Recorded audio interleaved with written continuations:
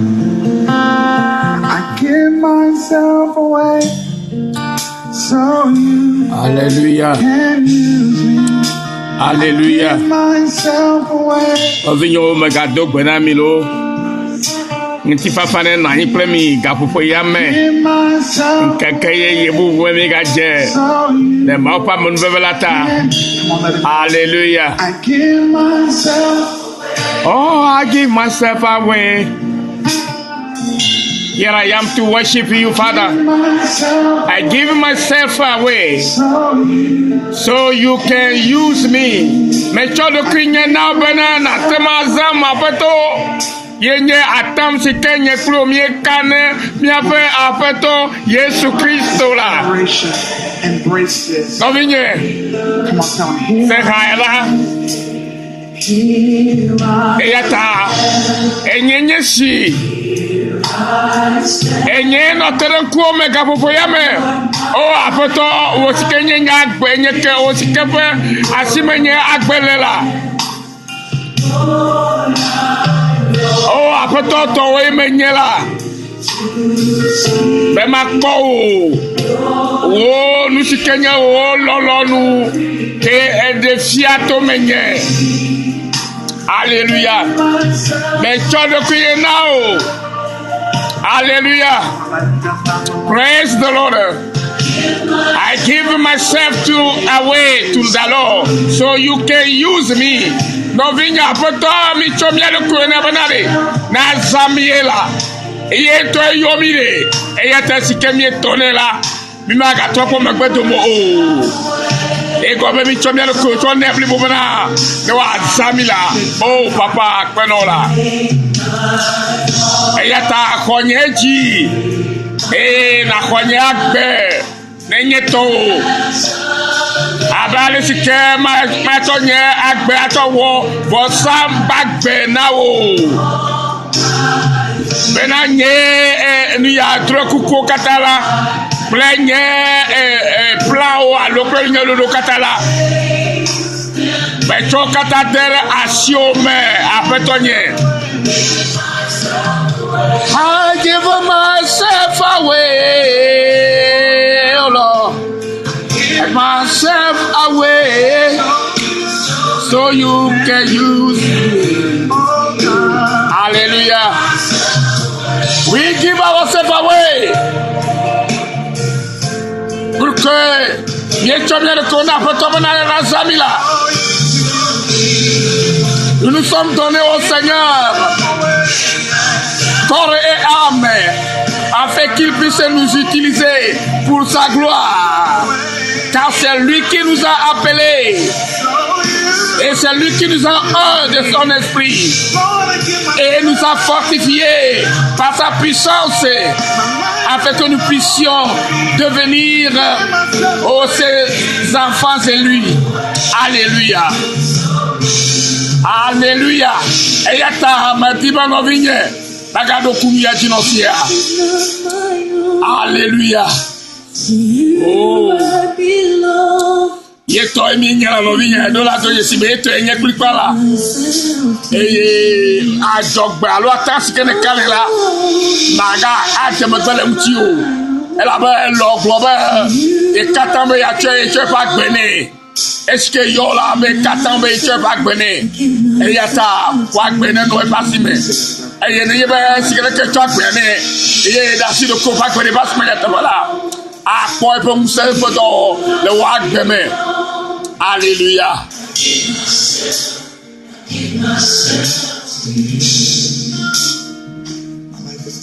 Hallelujah.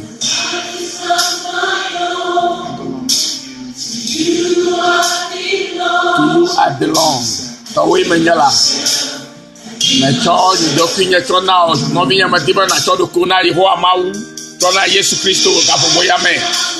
Yata me bagboro elle benava eyo hoho akegba le jimesem ha cho do kuna egbe ya ira gbore be apeto nyenye sia. Hallelujah. Hallelujah. So you can use me. Alléluia. Ejaba miacho miado kone afeto abana ne wazami. Ovinyo le Christo me. Mianovi gadore miagbo le egbefen ke kiahame. Eye mediba nyane kalasio ke de la glona Yehowa bana ye siabe malo me chodo ku now Seigneur. My soul sings yelu go be ele go be bana mawo lo lula. My soul says yes. Says yes. Say yes. Yelu go be Benyabe yemi ko la fetoa. Ta nya pol go be na fetoa. De olu bo hal go be na fetoa. Alo agro va ga agro oa. Obi yema ya ne ma o. Hallelujah. Benyabe yom la matona ola ne ma ha di jal go bro. Tana fia o mo ba manya o mo lo. Can I take it again? Hallelujah. Take it. Afrique kene kwomila ma follow ma passa odo ma jayome e nyaba yom la ma tonao e yata fiam alesike ma so mo jido ene ma jaba nye klomia no bokone afeto. Hallelujah.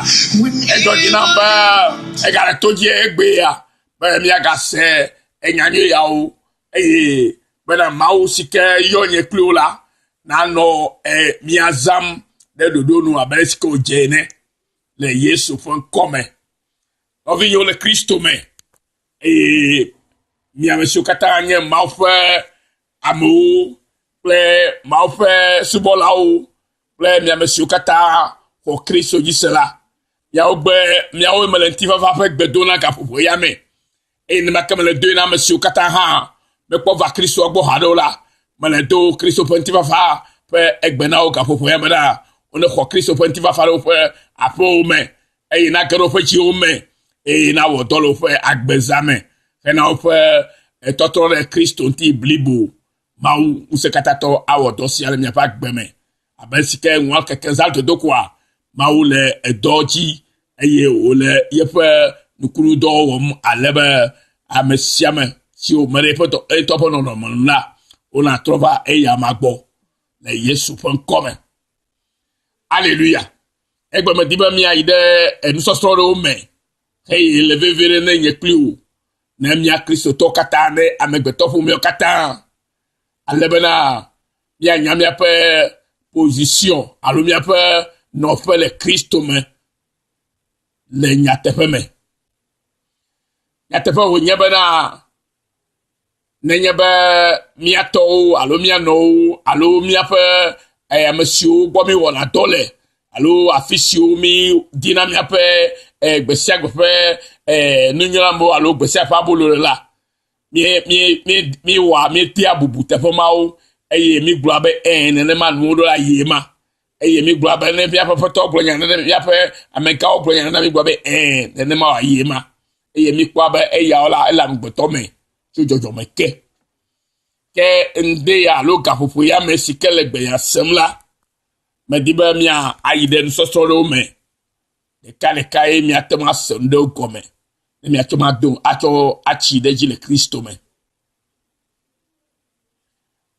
gbefe sosoro fe tanyanye menye kle o menye kle o menye kle o Yesu Kristo menye kle o ke bom de ko nye Yesu Kristo a menye kle o ke bom de ko nye Yesu me ele Yesu yenye la Yesu ji ye amen ha tova me dibe na note nu yo de kareka menye kple onye o menye kple o Yesu Kristo menye kple o que bon un dede ko onye eye Yesu me le eye Yesu yenye la eye Yesu di ye amen tova. Alléluia. Ta metiba mi ason kude atam kakanti. Bibla bonami ba mega ka atam si gi mawodo o. Eya time globombe mi ason kude eyanti elabana eleve vire nami. Elabe Kristo ntola menye gbanye o Kristo Yesu la dede ko onye dede ko ye onye eye ajike amen tova eyata megadale atam sinekalaji o kebom wode wo atam si o neka na apetolaji menye ba afina va Kristo bola esi Kristo yo la ese fegbe eye eva egbo eye obio sebana de elobana ya trozi na trozi eto maha eye nelonebe afeto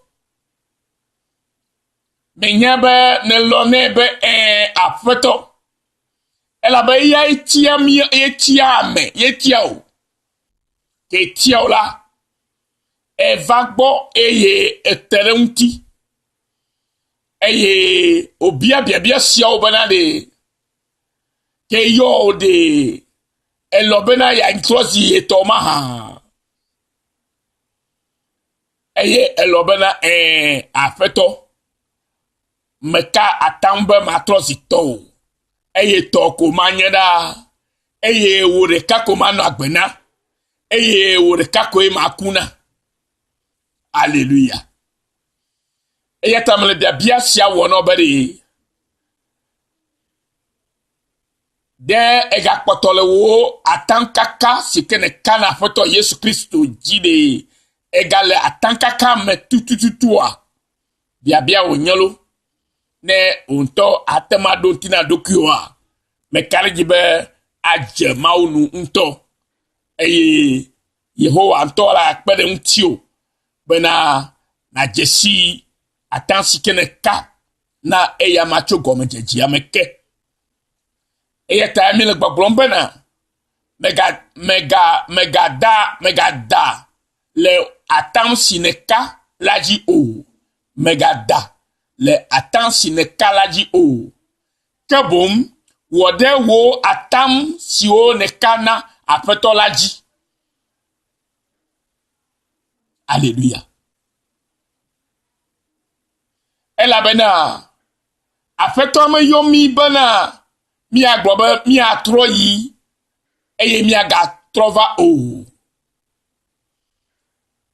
matroyi mava fe atam ne kana Yesua matroyi mava fe atam ne kana Yesu maha bia le kakema matroyi hihiame e maga trova Kristo body yevatam ne kania me karibe manyere ne mayo e kata ne bana yevabe ya la trozi eto e ya no egbo e wanye ye e ya nye vine ya ma ye ha ne nya petona o e na nye ni ya edukon ne ya ma e ha ne nye wo ma wu ye fe atam ye ka e ye mienye bana Yesu Kristo ntola ko nye o melemo o ye gome nye baleko e dosike va wore nye klotala na nyabe eva weze ka hohena eihia bena nye klola nya trosi amejaji oze ka hohena eihio kata cho ide mavome eyeta Yesu Kristo to blole pe nya omale Yohanes fagbale etawe atome bena. Alléluia. Miaunti kohoho le nyasio megbona milata e ya jona jinamto miaunti kohoho le nyasio megbona mita nyasio Yesu gbona o esi ne va egbo eye ne kataune la enyamo sike ne le asimala ye na be la katono atanka kame e na le kema fufu ela bana to enyamela o kontio eye trosi Kristo to eye trosi amejaje le Kristo me. Alléluia. Ela be Kristo la de konye o malemo o me gbulu anya trone o eye doske ba wore nye klotala do ale ele tefe metre o ta nenye be wosi keka tambe ya nye Yesu to vo le kike mo fe tukararo ta alo le nonomoro ta e va to le Kristo be matro imava la ke wataka kala magaleme o la be menye matro imava fe atam ne kana Yesu Kristo o matro ivire magatrova menye fata ne kana Yesu Kristo o atasi ke nye klomi kana Yesu Kristo la ye me mi anotero ye nye atankaka sike o matro na o ela ba Yesu Kristo hala ye me ele ye nye ya make amen tova ye gombena siko ne glone ela ba ye tonye esike ne glo enela ele te pepepepe le ya ma menenema ta ocha otrosi mame ke o maga no mo kan bena na latro ayi aga trova egbobe sigbe ne ka matro ife matro imafa fe atan ne o amegero onye amasio ka matro ivatam na afeto Yesu Kristo vo melo regina o eye amegero moto trosi Kristo to nya tefeto o trosi church de lao ela ke yo Yesu Kristo yobo oneva egbola ke ova gbovoa Yesu Kristo cho nya no be iye fanya sikewa sayare iye la wo ti la cause ka hona eya ta globana mi atiko hoho le nya siumo glona milata eye mi no menye nye hama no miame nye nyone no miame eye emako eye na be mi atoncheku ela ba atia de ati lojola ati fa lojola yomo no atia untiola o matema cheku ade ko. Alléluia.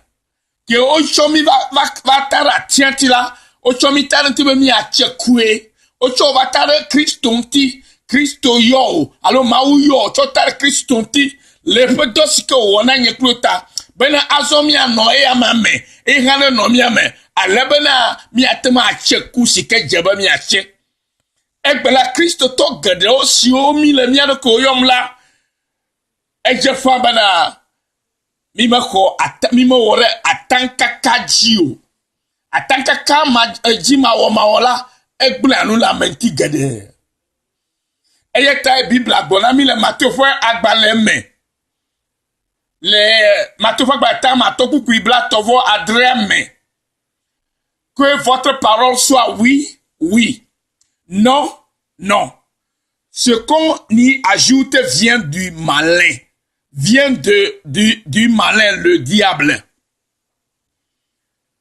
Alléluia.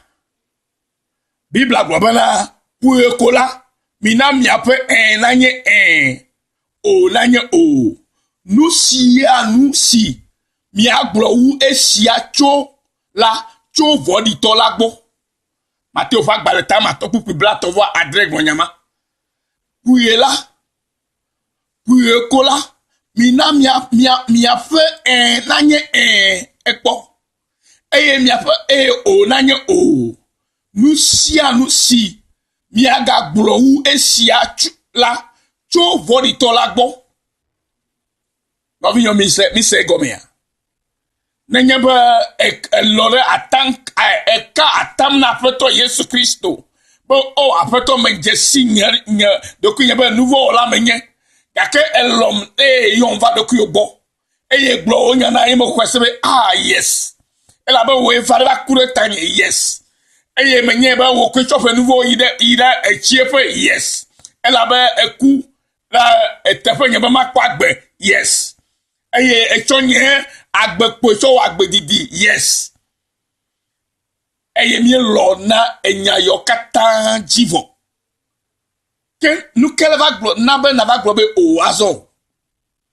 Mauya le o trois penya que le vent bedo doit passer nous le bedo siko dore wo agbenti le skene katamune iye globe ya subwe yo le mokpo na bedo doit de agagbone be oa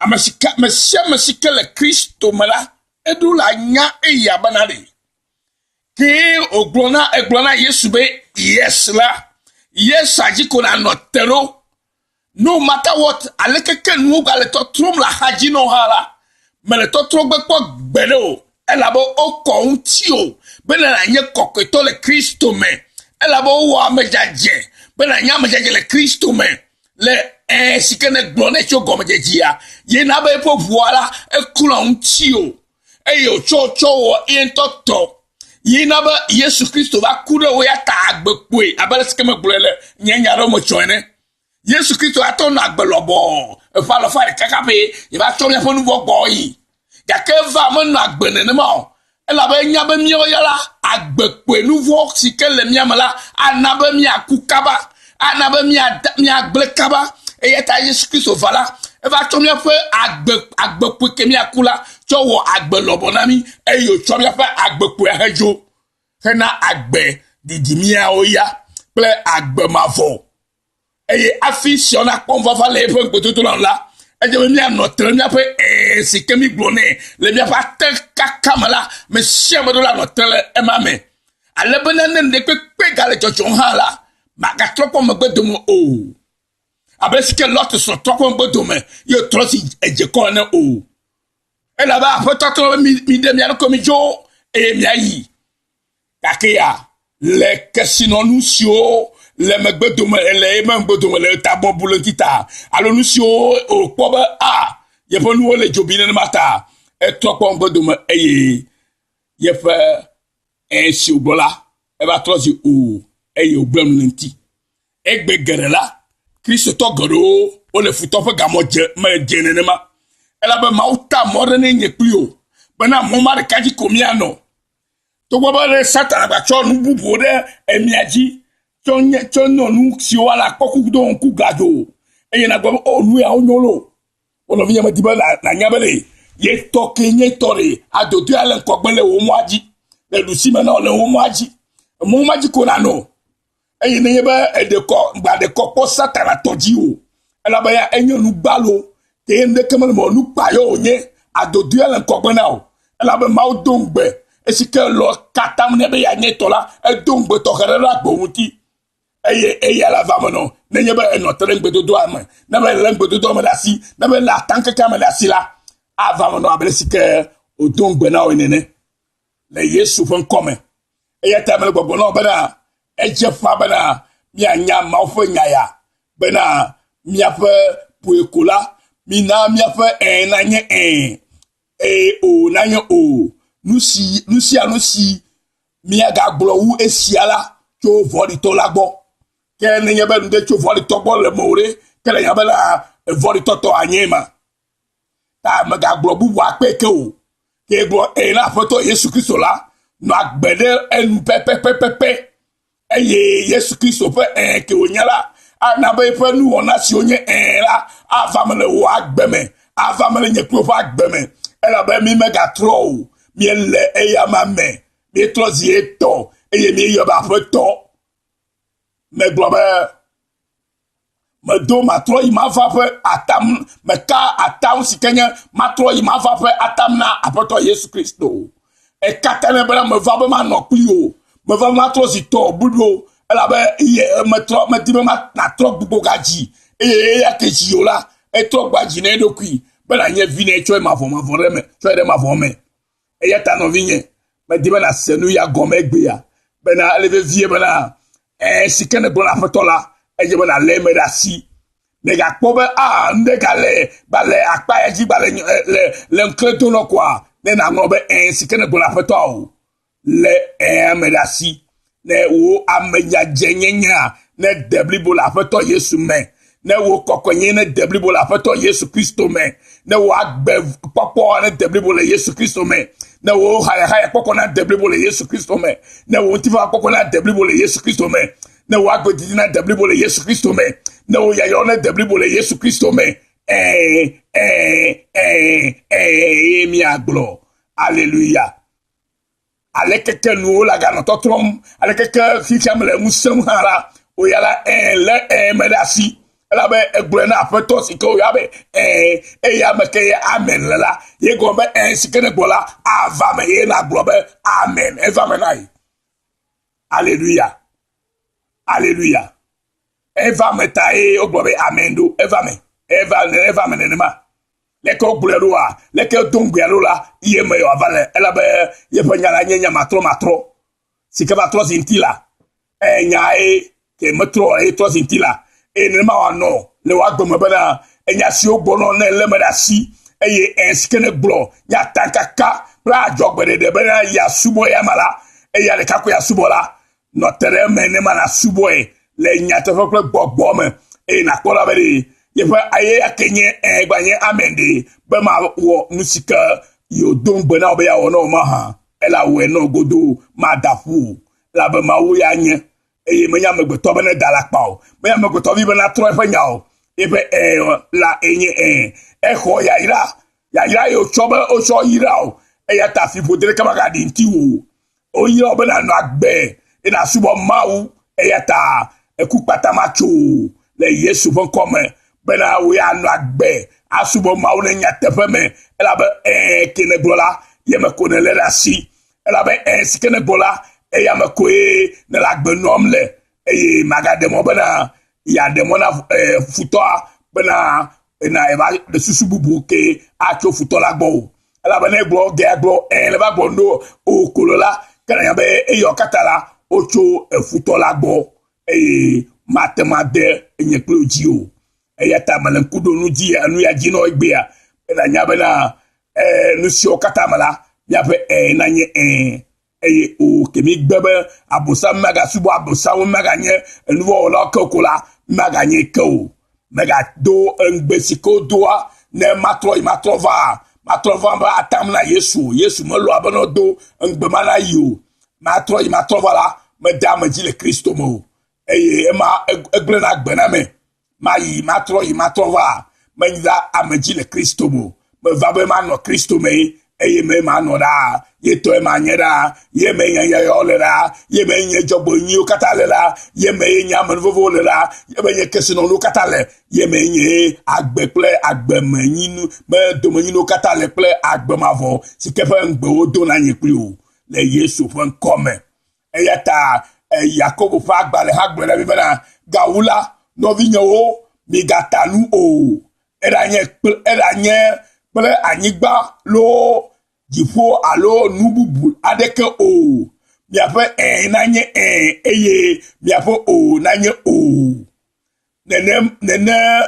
nenema o la mi aje na wolu dodro nyawe ya na wo emenye eola alo vale nubu tambe ato vle do ketala ke na nyabe ye jena von dodrolo ma o nya egbule nenema wala yebe wo ale mala ke na nyabe ile okay yele ma fo moji hallelujah ye English global but let your yes be yes and your no no.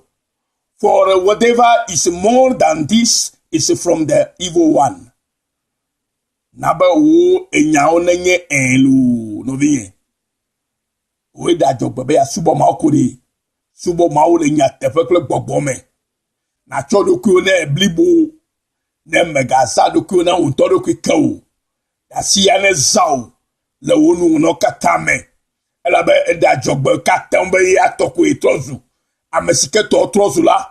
Ye fe moji o zonado ye fe do nu o zonado azon eye ngbedodo si o le emena ola wa ten aswasi o keken va gboro.